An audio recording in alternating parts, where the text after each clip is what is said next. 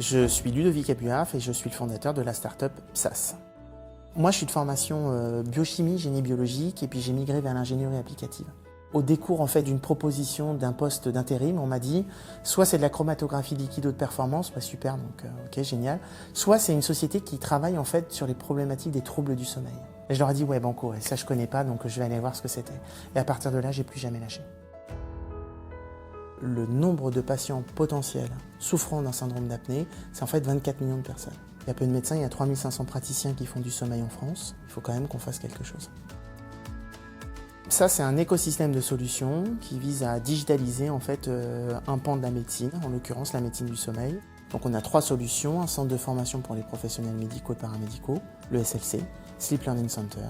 Hypnos, donc la solution de téléscoring, elle c'est plutôt pour accélérer le travail des médecins. L'objectif c'est de passer par un portail où les données sont récupérées, elles sont traitées et analysées donc à terme par une intelligence artificielle validée, médicalement parlant. J'ai un médecin avec lequel on travaille. Avant qu'il commence à travailler avec nous, avec Hypnos, il avait à peu près 1 mois de délai de rendu de résultat. Aujourd'hui, il est à 10 jours. La dernière activité qu'on a, c'est donc NIX, numérique, intelligence, innovation et expertise.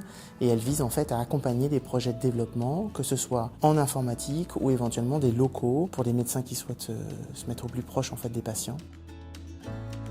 En France, on croit encore que le sommeil, c'est une variable d'ajustement.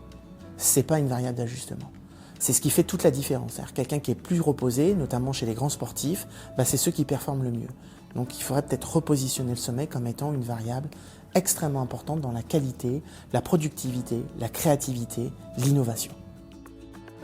Je suis un acharné, donc du coup, je suis le cordonnier le plus mal chaussé aussi. C'est que des fois, je sais que je suis en train de détériorer la qualité de mon sommeil. Alors je suis capable d'avoir des contre-mesures très rapides. Tout ce qui est non médical, qui est vraiment la relaxation, la méditation, la cohérence cardiaque. En 2017, il y a eu un appel à projet qui a été lancé par le Crédit Agricole et j'ai gagné en fait. Un bureau, mes locaux, financés pendant 2 ans. Et à partir de là, ça a été l'effet boule de neige. Quand je suis arrivé au labo, j'avais plein de problèmes que je n'arrivais pas à résoudre. Et finalement, je les ai résolus en 3 semaines. Moi, je suis tellement bien au labo que je garde mon siège social donc, qui est dans le 41, mais la totalité des locaux maintenant, c'est-à-dire là où tout le monde va se retrouver, c'est au labo à Orléans.